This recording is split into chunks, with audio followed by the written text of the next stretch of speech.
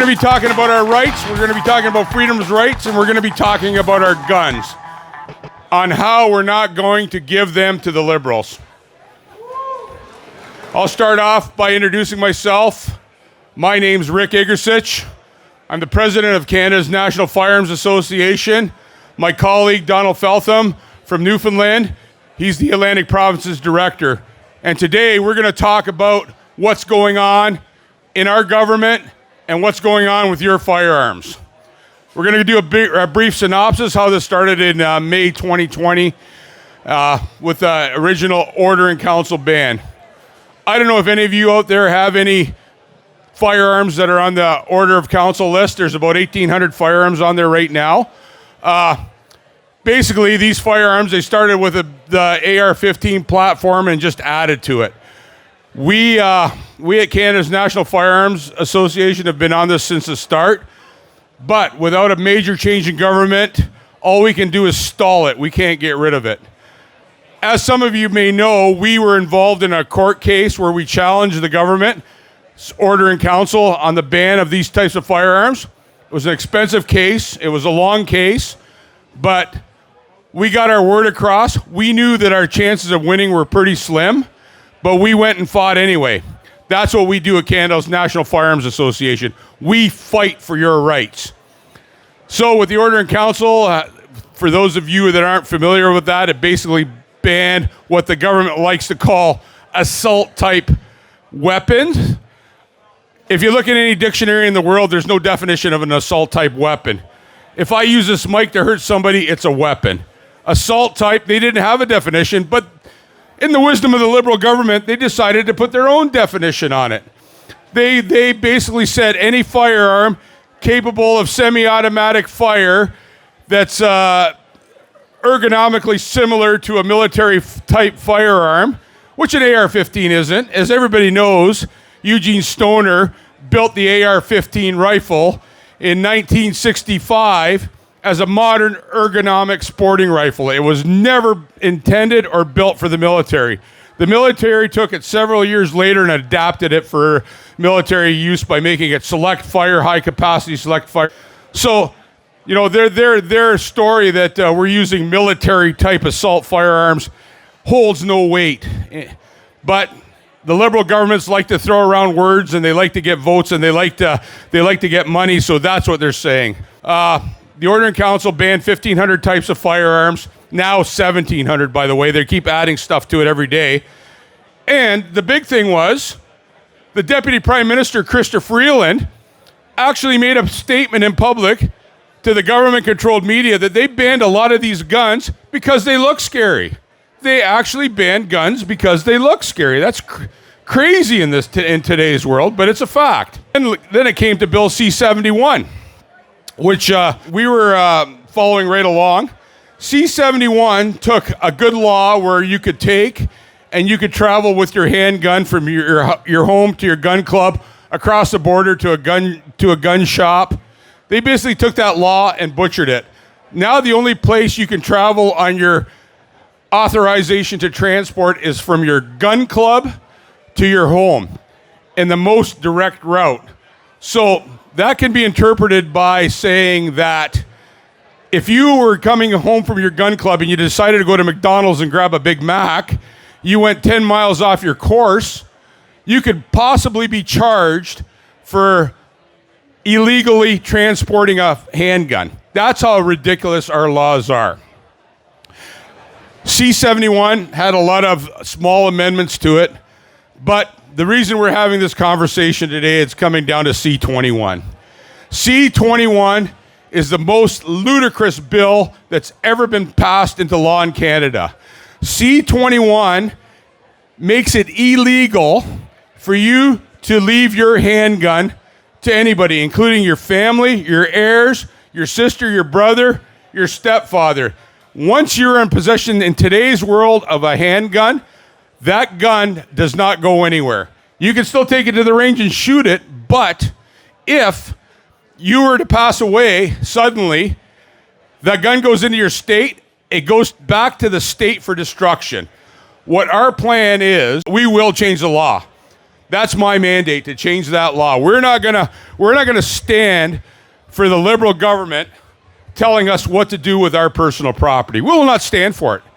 We are on the ground. We are in every province. We are in Ottawa. We have a full-time lobbyist in Ottawa talking to MPs, educating MPs, and I'm also educating MPs in Ottawa. If we don't get out there, the word's not going to get out, and we're just going to sit in the weeds and watch it happen. Well, we at Canada's National Firearms Association, I can assure you, are not going to let it happen. We're going to be out there. We're going to be fighting for your rights on the ground, 100%. This leads me to the second part of Bill C-21, which is the real scary part, because there's some 90-some amendments they decided to add to the end of C-21. One that actually is coming into effect this week, and that is, if any one of you want to go to a gun shop and buy a magazine for your hunting rifle, as an example, now you have to do the same background check as if you were buying a rifle. So, and you have to have a valid PAL.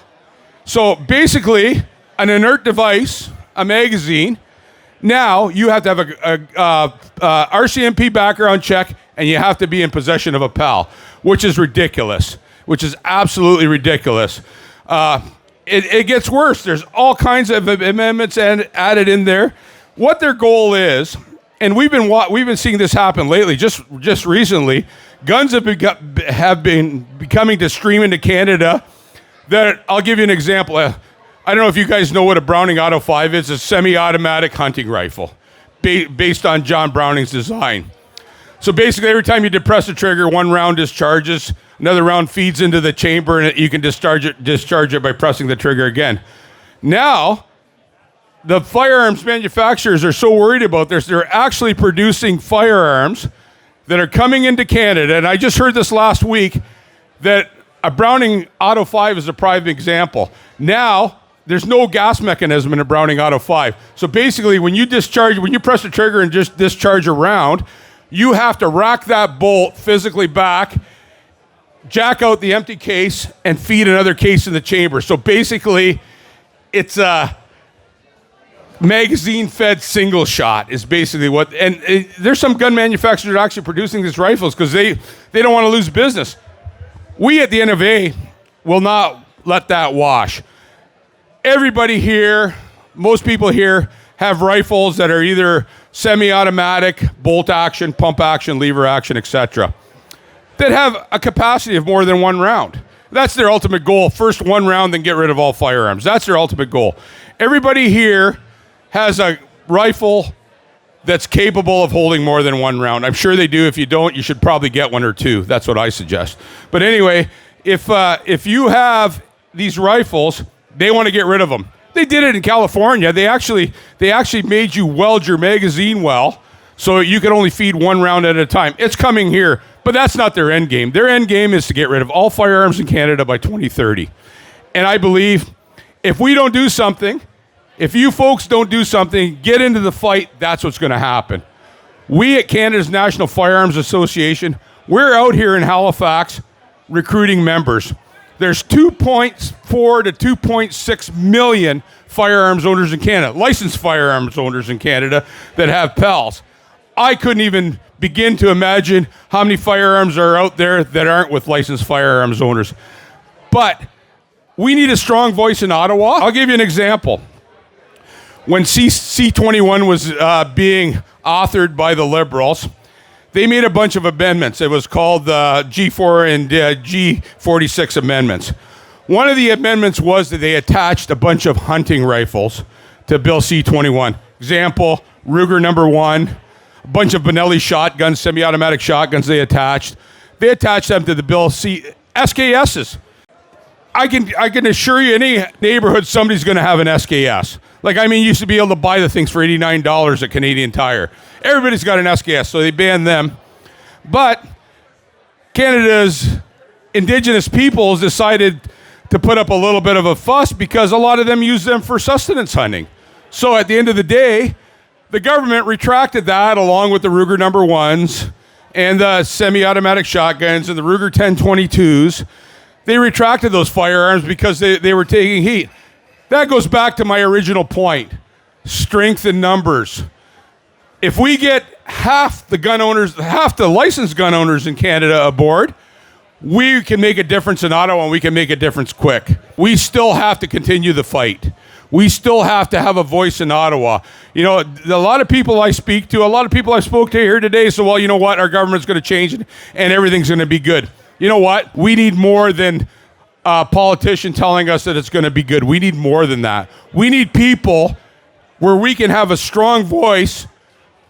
Canada's National Firearms Association, the more members we have, the stronger voice we have, the more things we can make happen. There's a lot of things we can do, but we need a strong voice. Just ask you to join and get into the fight. I am your Atlantic Director for the NFA, and I can tell you for a fact that we have lost a lot of firearms. I have 2 firearms right now that were non-restricted. I could hunt with them, moose hunt with them, and now I can no longer hunt. They've been banned. They were just 308 rifles. And because of this OIC and council, order in council, they are now banned. They're prohibited. I can't use them. I can't do anything with them. If you think that they're not coming for your guns, they are. They want them all. They're not going to stop until they get every single one. The down east, it's starting to turn around a little bit. I'm seeing some more. I'm getting a lot more opinions from people down east talking about the fact that they're really worried now with the SKS incident and with some of the other firearms that Rick was talking about. They're starting to really wake up to the fact that, hang on a second now, they're not just after these what they call black rifles, these AR-15s, these so-called assault rifles. They're not just after handguns. They're coming after my hunting rifle. That's what I use to hunt with every fall. And now all of a sudden they're going to take them. So this is our wake-up call. This is the time we need. We have to get up. We have to fight. We have to join the NFA. Our voices are strong. We've proved our voices are strong. There's been some shake-ups in politics in Ottawa, and a lot of that is due to criticism from the NFA. So we are making a difference. But we can only do it one person at a time, one member at a time. By all means, join up and don't give up the fight. And don't sell your guns. Keep your guns, because this is going to be changed. And we're going to make sure it's changed. The NFA is going to change this. They're killing us by attrition. They're taking away our guns so we go away. Well, you know what? We at Canada's National Firearms are not going to stand for that. We're going to stop this Liberal government from doing what they're doing. We're going to change this government, and then we're going to deal with Poilievre. I can assure you that Canada's National Firearms is going to be at the forefront to make these changes. Enough's enough. I think freedom-loving Canadians need to step forward and voice their opinions. I talked to a lot of people that don't want to get involved because they don't want the government to know where their guns are. Well, I can assure you folks, the government knows where your guns are. The long gun registry and stuff was squashed a long time ago. Believe me, those records are still there. You know, Quebec is a good example. They're still using it. So if you had a rifle at one time, they're going to assume that you still have some sort of rifle. It might not be the one that was registered in the long gun registry, but they're going to assume that. So it's time to get out of the weeds, guys. It's time to voice your opinions. Let's get in the fight and stop this stuff. Let's stop this abuse of our freedoms, of our rights. Let's be real Canadians again and move forward and stop this stuff. Thank you.